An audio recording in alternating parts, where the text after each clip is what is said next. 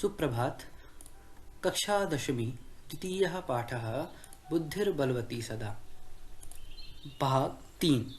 बच्चों, इसके पिछले 2 भागों में आपने देखा था कि एक बुद्धिमती नाम की स्त्री अपने 2 पुत्रों के साथ जंगल के रास्ते पिता के पास जाती हुई जंगल में एक व्याघ्र को देख कर के भयभीत होती हुई उससे बचने का उपाय करती है। तब वह अपने दोनों पुत्रों को ताड़ना देती हुई कहती है कि तुम दोनों आज एक ही व्याघ्र के लिए क्यों झगड़ रहे हो? अभी एक ही है, इसे खा लो बांटकर, हम आगे दोबारा दूसरा देखेंगे। तब व्याघ्र वहाँ से डर के भाग जाता है और रास्ते में उसे एक सियार मिलता है जो भयभीत व्याघ्र को देख करके उससे पूछता है, भैया क्यों भागे जा रहे हो, क्या बात हुई, डर क्यों रहे हो? तब व्याघ्र उसे सारा वृत्तांत कहता है। तब फिर सियार उस व्याघ्र को उत्साहित करते हुए, प्रोत्साहित करते हुए कहता है कि भाई ऐसी बात नहीं, तुम पुनः जाओ वहाँ पर, है ना, अब वो स्त्री तुम्हें सामने देखेगी भी नहीं। तब व्याघ्र कहता है कि नहीं, अगर कहीं उसने मुझे मार दिया तो सियार कहता है कि नहीं, ऐसी बात नहीं है, तुम जाओ और तुम्हें ऐसा लगता है कि मैं भाग जाऊंगा तो अपने गले से मुझे बांध करके फिर ले चलो। और ऐसा करके वे दोनों वहाँ पर फिर पहुँचते हैं। तब बुद्धिमती उन दोनों को देख करके पुनः भयभीत हो जाती है और किस तरह से फिर वह व्याघ्र के भय से वहाँ से बचती है, ये हम आज के इस भाग में देखने वाले हैं। चलिए प्रारंभ करते हैं। परम प्रत्युत्पन्नमतिसा जम्बुकमाक्षिपन्त्यंगुल्या तर्जयन्त्युवाच। श्लोक हैं यहाँ 2, उन्हें पढ़ेंगे हम। रे धूर्त त्वया दत्तं मह्यं व्याघ्रत्रयं पुरः विश्वास्याद्यैकमानीय कथं यासि वदाधुना। इत्युक्त्वा धाविता तूर्णं व्याघ्रमारी भयंकरा व्याघ्रोऽपि सहसा नष्टः गलबद्धसृगालकः। देखिए इसमें पदच्छेद। सा परम प्रत्युत्पन्नमति सा जम्बुकमाक्षिपन्त्यंगुल्या, इसमें 3 शब्द हैं, जम्बुकम, आक्षिपंती, अंगुल्या। आक्षिपंती के अंत में ई है और आगे आ है, तो यहाँ यड़ संधि होकर के य बन जाता है। आगे देखिए, तर्जयन्त्युवाच, इसमें 2 शब्द हैं, तर्जयन्ती और उवाच, ना, यहाँ पर भी यड़ संधि है। आगे देखते हैं। रे धूर्त त्वया दत्तम मह्यम व्याघ्रत्रयं पुरा विश्वास्याद्यैकमानीय, इसमें 4 शब्द हैं, विश्वास्य, अद्य, एकम और आनीय। विश्वास्याद्यैकमानीय कथम यासि वदाधुना, वद प्लस अधुना।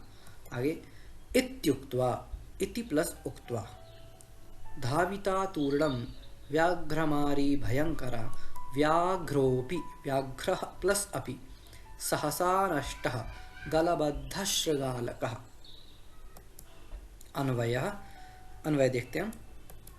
रे धूर्त त्वया मह्यं पुरा व्याघ्रत्रयं दत्तं विश्वास्य अपि अद्य एकम आनीय कथम यासि वद अधुना। इति उक्त्वा भयंकरा व्याघ्रमारी तूर्णं धाविता गलबद्धस्रगालकः व्याघ्रः अपि सहसा नष्टः। शब्दार्थ। परम प्रत्युत्पन्नमति सा, परम अर्थात लेकिन, प्रत्युत्पन्नमति, प्रत्युत्पन्न माने क्या होता है? प्रत्युत्पन्ना मति यस्या सा, जिसकी मति प्रत्युत्पन्न है, अर्थात शीघ्र निर्णय लेने वाली है, उसे हम प्रत्युत्पन्ना कहते हैं, प्रत्युत्पन्न मति कहते हैं। यहाँ बहुव्रीहि समास है। कौन?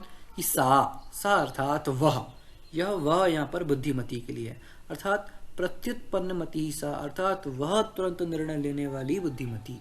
जम्बुकमाक्षिपन्त्यंगुल्या, जम्बुकम यानी जम्बुक को, आक्षिपंती, इसमें देखिए आप, आ उपसर्ग, क्षिप धातु, सत्री और ङी प्रत्यय, इससे बनता है अक्षिपंती, इसका अर्थ है फटकारते हुए। कैसे? अंगुल्या अर्थात अंगुली से। तर्जयंती उवाच, तर्जयंती शब्द तर्ज धातु निच क्षत्रि और नी प्रत्यय पीछे जोड़ करके यहाँ बनती है डांटती हुई, इसका अर्थ है तर्जयंती। ठीक है।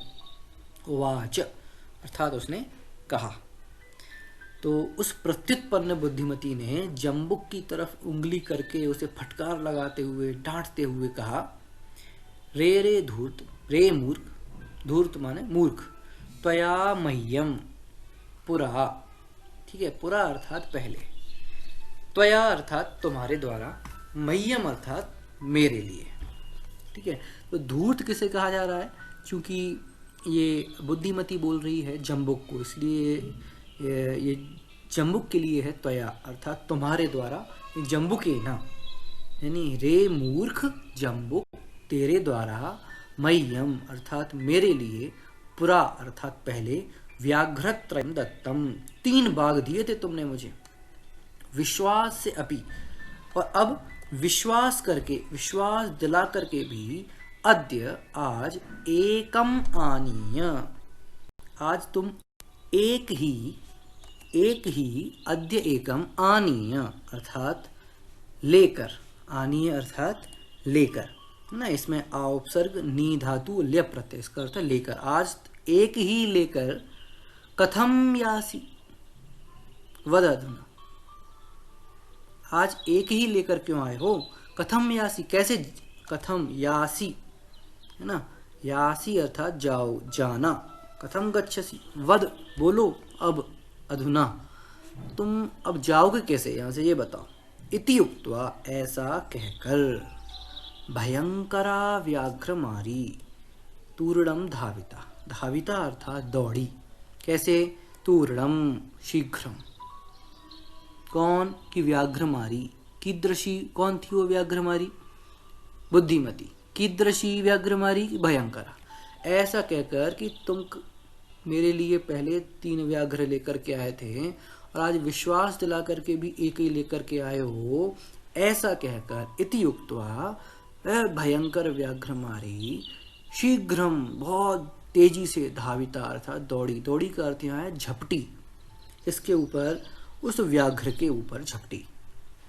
इससे क्या हुआ कि गलबद्ध सृगाल कहा, गलबद्ध सृगाल का, यानी इसका समास विग्रह देखिए, गले बद्धा सृगालः यस्य सः, यानी यस्य गले सृगालः बद्धा, जिसके गले में सृगाल बंधा हुआ है, ऐसा वह व्याघ्र। ठीक है, व्याघ्र कीदृशः व्याघ्र, गलबद्ध सृगाल का, यानी जिसके गले में सृगाल बंधा हुआ है। देखा ना आपने, दोनों एक ही रस्सी से बंधे हुए थे, ऐसा वह व्याघ्र सहसा नष्टः अर्थात पलायितः, व्याघ्रः नष्टः, व्याघ्र भाग गया। कीदृशः व्याघ्रः नष्टः, गलबद्ध सृगालिका व्याघ्रः नष्टः अर्थात पलायितः, भाग गया। देखिए यहाँ पर कर्ता और क्रियापद, यहाँ व्याघ्र यह कर्ता है और नष्टः यह क्रिया है। आगे आप देखें यहाँ भयंकरा और व्याघ्रमारी, इनमें विशेषण विशेष्य पद हैं। गलबद्ध सृगाल का यह विशेषण है और व्याघ्र इसका विशेष्य है हिंदी में अर्थ। परंतु जल्दी से सोचने वाली उस बुद्धिमती ने सियार की तरफ उंगली से धमकाते हुए उससे कहा, अरे धूर्त, तूने मुझे पहले 3 बाघ दिए थे, आज विश्वास दिलाकर भी तू एक को ही लेकर क्यों आया? अब बता। ऐसा कहकर वह भय उत्पन्न करने वाली, बाघ मारने वाली बुद्धिमती जल्दी से गई अर्थात उस पर झपटी। गले में बंधे हुए सृगाल वाला बाघ भी ऐसा अचानक वहां से नष्ट हो गया अर्थात भाग गया। अभ्यास प्रश्न, का प्रत्युत्पन्न मति आसीत, का प्रत्युत्पन्न मति आसीत, सा अर्थात बुद्धिमती, बुद्धिमती प्रत्युत्पन्न मति आसीत। व्याघ्रमारी किम उक्त्वा धाविता, किम उक्त्वा, ये इस श्लोक में, त्वया मह्यम पुरा व्याघ्रत्रयं दत्तम, विश्वास्य अद्य एकम आनीय कथम यासि वदधुना इति उक्त्वा धाविता। शीघ्रम इत्यस्य पर्यायपदम अत्र किम, तूर्णम अर्थात शीघ्रम। व्याघ्रमारी भयंकरा, अनयो पदयोः विशिष्य पदम किम, व्याघ्रमारी इति विशेष्यपदम्। कीदृशः व्याघ्रः नष्टः? गलबद्धसर्गालकः व्याघ्रः नष्टः। अगली पंक्ति, एवं प्रकारेण बुद्धिमती व्याघ्रजात भयात् पुनरपि मुक्ता भवत्। एवं प्रकारेण, इस प्रकार से, बुद्धिमती, जो बुद्धिमती थी, व्याघ्रजात, व्याघ्रज यानी व्याघ्र से, जैसे जल से उत्पन्न हो उसे जलज, है ना, ऐसे ही व्याघ्र से जो उत्पन्न हो उसे व्याघ्रज, उसमें पंचमी विभक्ति लगाई तो व्याघ्रजात, यानी व्याघ्र से उत्पन्न उस भय से, व्याघ्र से जो उत्पन्न हुआ था भय, या भय के लिए विशेषण है व्याघ्रजात। कौन से भय से? कि व्याघ्र से उत्पन्न। पुनः फिर मुक्ता अभवत, यानी मुक्ता प्लस अभवत, मुच धातु क्ता और टा प्रत्यय, मुक्त हो गई।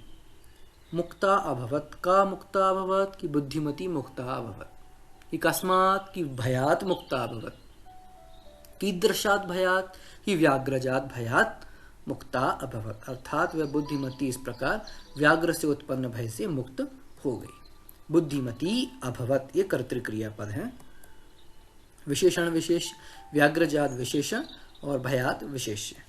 बुद्धिमती कस्मात पुनः मुक्ता अभवत, व्याघ्रजात भयात मुक्ता अभवत। हिंदी में अर्थ, इस प्रकार से बुद्धिमती बाघ के भय से फिर से मुक्त हो गई। फिर से वो व्याघ्र, समझ में आया बच्चों कि किस तरह से हम अपनी बुद्धि का इस्तेमाल करके, प्रयोग करके आई हुई किसी भी तरह की विपत्ति से बच सकते। अतः एव उच्यते बुद्धिर्बलवती तन्वी सर्वकार्येषु सर्वदा। इसलिए कहा जाता है तन्वी बलवती, बुद्धिर्बलवती, बलवत प्लस नीप, है ना, नीप प्रत्यय है बलवत शब्द में, तो बलवती कि बुद्धि बलवती होती है। कौन? तन्वी, कोमलांगी स्त्री को बोलते हैं तन्वी। तनु, तनु है शब्द, उसमें नीस प्रत्यय, तन्वी। ऐसी हे कोमलांगी स्त्री, इसीलिए कहा जाता है कि बुद्धि एवं सर्व कार्येषु, सभी कामों में, सर्वदा अर्थात हमेशा, बलवती भवती, बुद्धि ही हमेशा सभी कार्यों में बलवान होती है। और कोई बुद्धिर यस्य बलम तस्य, ये युक्त उक्ति है, बुद्धिर यस्य बलम तस्य, जिसके पास बुद्धि है वही बलवान होता है ना। ठीक, चलिए, केषु बुद्धि बलवती भवति, सर्व कार्येषु बुद्धि बलवती भवति। हिंदी में अर्थ, इसलिए कहा जाता है सभी कार्यों में हमेशा बुद्धि ही बलवान होती है। इस प्रकार बच्चों आपने देखा इस कहानी में बुद्धि का महात्म्य। धन्यवाद।